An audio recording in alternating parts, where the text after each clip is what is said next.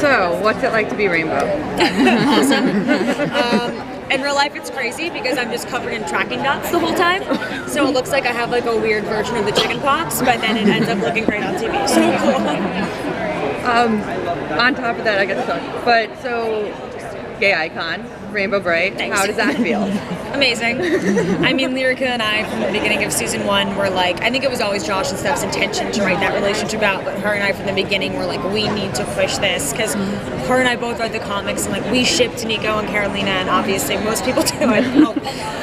So we were really pushing for that to be explored, and this season it's explored so much more than it was last season, to the point where Karolina and Nico are living above Alex in a bedroom. So it's really thrown in Alex's face that I stole his girl.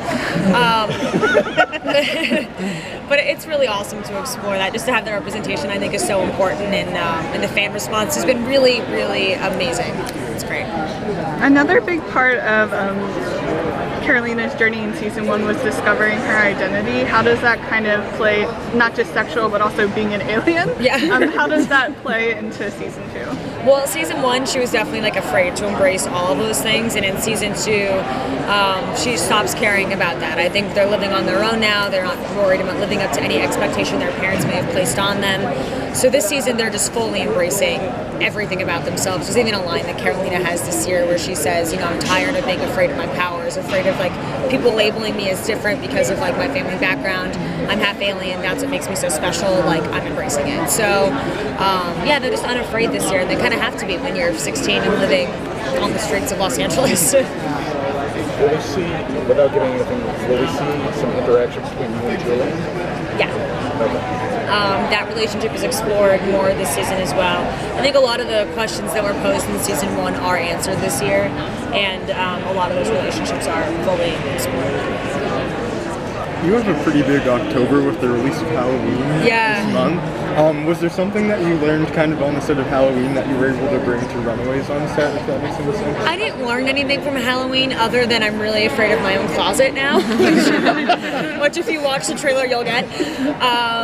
Yeah, that one was really fun, but I will say I left a little bit traumatizing to like where to this day, if I'm in bed and my closet is like a little bit open, I'm like, I gotta go check. So I'll go in and I'll check it, but I'm afraid to open it because that's how he gets me in the movie. So I open it and I just like put my hand in it and I touch everything to make sure Michael Myers isn't in my closet. But that one's good. I'm excited for that. What's it like to be a part of 2 major franchises, the Marvel Universe and Halloween? What's it like? How's your year been managing those 2 franchises? It's been a really amazing year, and the fact that it's all kind of happening at the same time has been really amazing. And I think Halloween is such an iconic franchise to be a part of, and not only to be a part of that franchise, but to be a part of a really great film within that franchise, and to work with like David, who is a huge fan of the movie, and I think really did the movie justice, is really cool. Did you get any tips from like Jamie Lee Curtis or John Carpenter? Jamie Lee is just a badass. Like, she's just like a badass woman and is so badass in that movie. She's just like such a force to have on set, and to be working with someone that's like so iconic and knows that character so well. She's awesome. So the other Runaways don't necessarily have anything that they need from their parents at this point, but with Karolina, with her just finding out about her background, she kind of needs that. We see her struggle with not wanting to be involved with her parents, but also kind of needing to.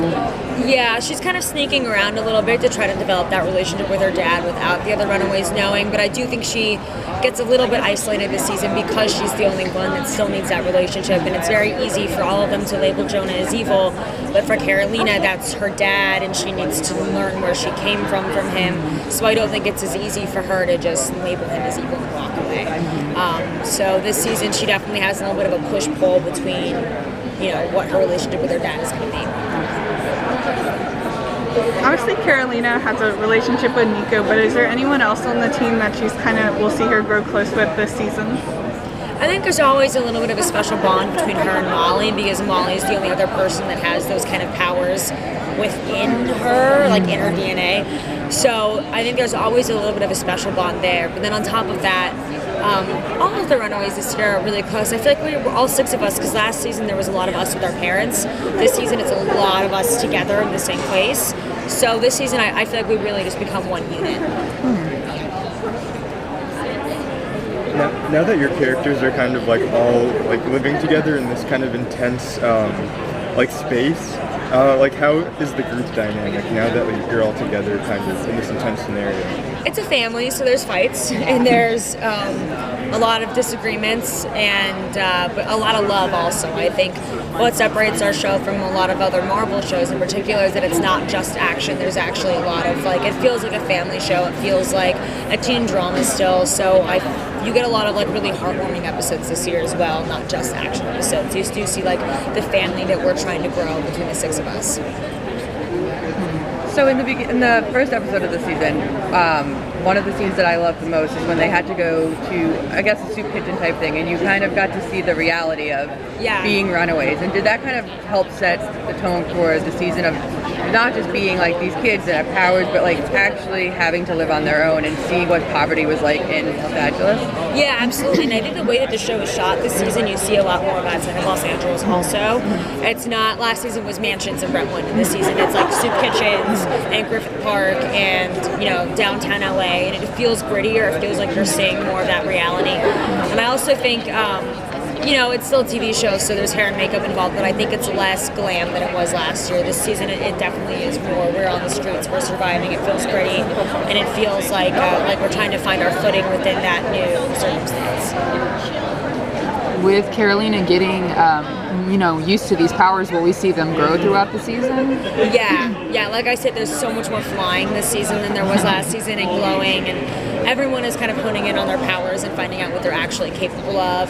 For Karolina especially, she has a full arc this season of discovering what she can do, and there's episode, I think it's like 212, where she figures out the full extent of her powers and what she's capable of. And I don't think she's still even like maxed out on what she can do, but she's definitely really growing and learning how to use what she was born with. Does she rainbow every time she uses her powers?